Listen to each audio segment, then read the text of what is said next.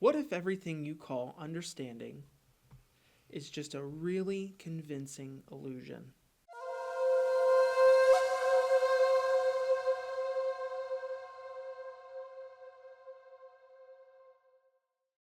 Hello, and welcome to The Main Character. You're watching our series, The Nature of Reality, where we explore the strange, beautiful, confusing experience of being alive. And seriously, thank you for being here. Every episode we make is part of a journey we're building with you, and the fact that you're watching means more than you know. Today's episode is called What Are We, Really? And it dives into one of the biggest questions humans have ever asked. So settle in, get comfortable, and let's get weird together. All right, let's begin.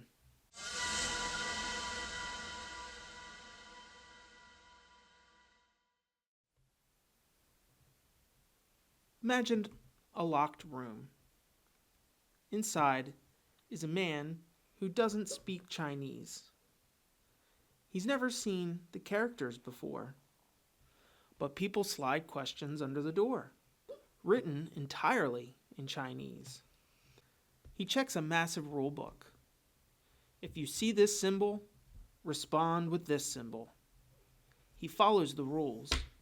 He passes the paper back.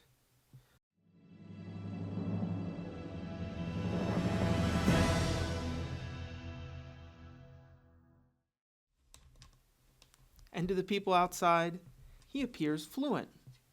He appears intelligent. They'd say even conscious. Inside the room, there is no understanding. Only symbols. Only rules. Only processing. This is the Chinese room argument, proposed by philosopher John Searle. And it asks a question that cuts straight through the heart of everything. Does processing information mean you understand it? Or is consciousness something more? If consciousness is more, what does that say about us?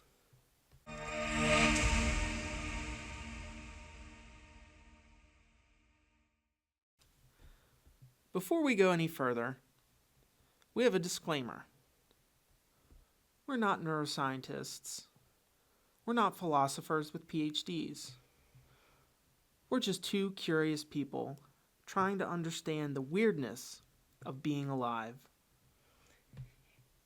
If you came for a professional lecture, I'm sorry. But if you came for two people having an existential crisis with good lighting, you're in the right place. Everything we talk about is research-driven. But this is just our interpretation of the facts. And I'm here to make him help explain things like a human being. Which is harder than it sounds.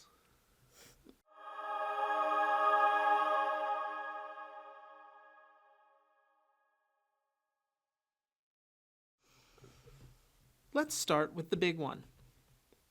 What is consciousness? Okay, but what is it? Because I know I'm conscious. I feel things, I think things, but I don't know what that means. Nobody does. Philosopher David Chalmers calls this the hard problem of consciousness. It asks, why does the brain produce experience? Why does matter feel like something from the inside? So science can explain how the brain works, but not why it feels like anything.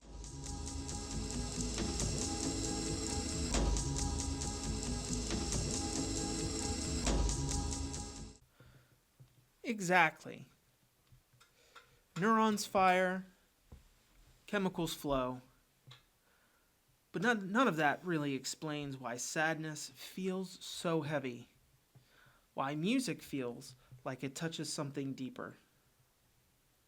So consciousness is like the universe looking back at itself? That's one interpretation. Another is that consciousness is an illusion, a story the brain tells itself. Okay, but if consciousness is an illusion, who's being fooled? That's the problem in a nutshell.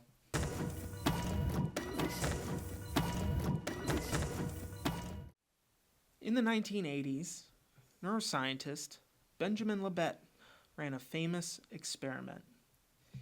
He asked people to move their finger whenever they felt like it. He measured two things: when their brain prepared the movement and when they felt the urge to move. The brain fired before the conscious decision. So my brain decides before I do? That's what the data suggests. Are you saying free will is fake?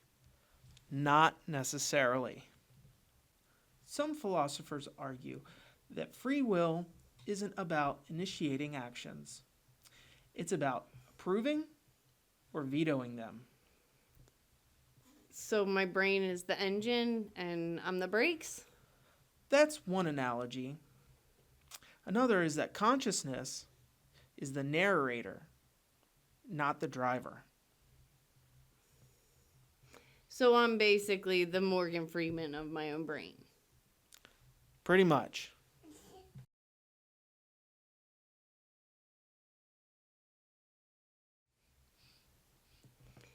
If my brain acts before I decide, who's the me that thinks I'm choosing? That question actually leads us straight into our next topic.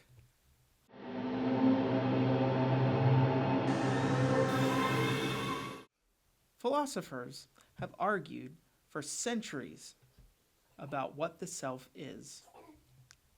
Is it memories? Is it the physical body?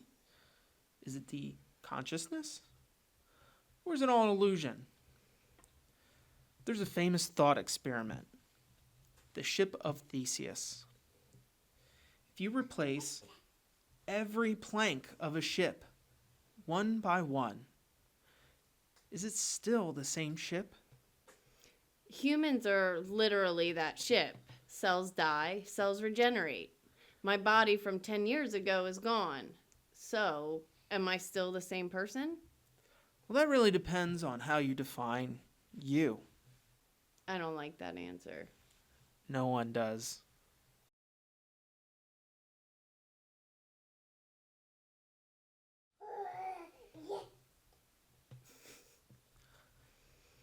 In 2003, philosopher Nick Bostrom proposed that we might be living in a simulation.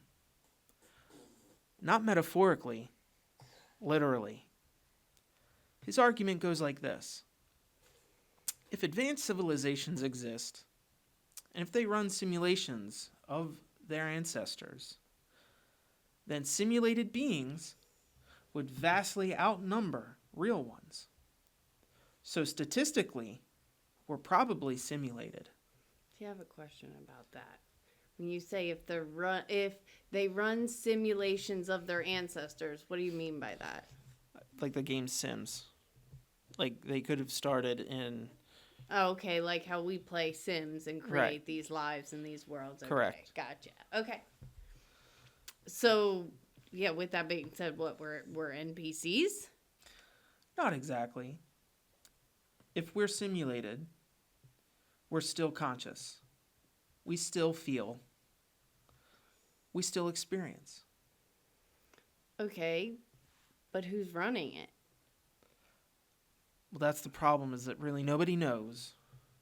So what happens if one day they just decide to unplug us? I just hope they save the files first.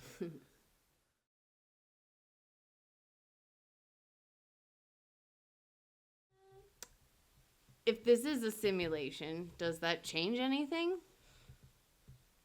Only if you let it. Is meaning still meaning, even if the universe is running on Windows XP? Of course, Sarah. This is 2026. We're not savages.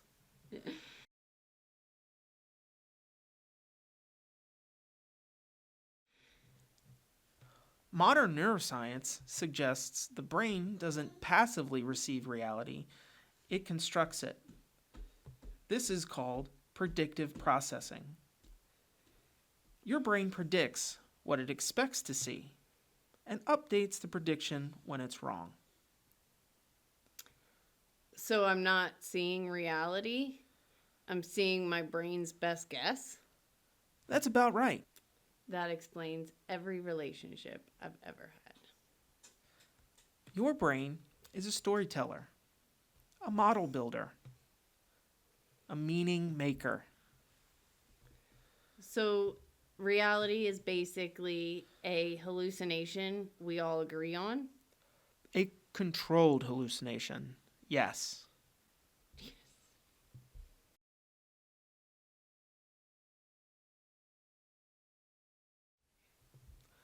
So if consciousness is mysterious and free will is complicated and the self is blurry and reality is constructed and we might be in a simulation, what does that mean for meaning? It means meaning isn't something you find, it's something you make. Exactly. The universe doesn't hand you purpose. You build it. Like a house or a playlist. Meaning is a creative act.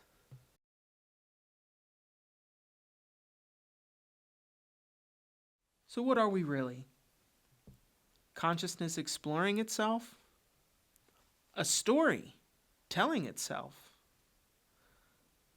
A universe waking up? Or a pattern that knows it's a pattern? Maybe the point isn't to figure it all out, but to stay curious, To stay aware? to stay human. If this made you think differently about who you are, Or what you are. you're already living in a new moment.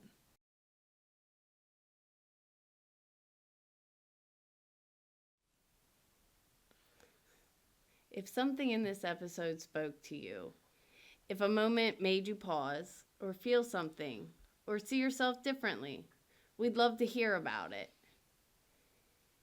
Your voice helps shape where this show goes next. Tell us what's working. Tell us what could be more clear. Tell us what you're curious about. A myth, a story, a piece of history, a creature from folklore, anything. This isn't just us talking at you. It's a conversation we're building with you. So don't be shy. Drop a comment. Share your thoughts. We're listening.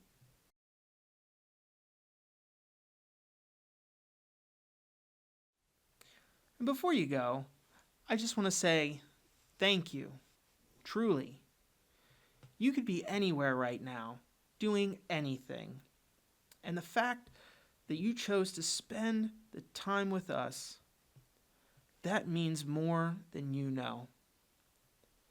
This show isn't made by experts in a studio.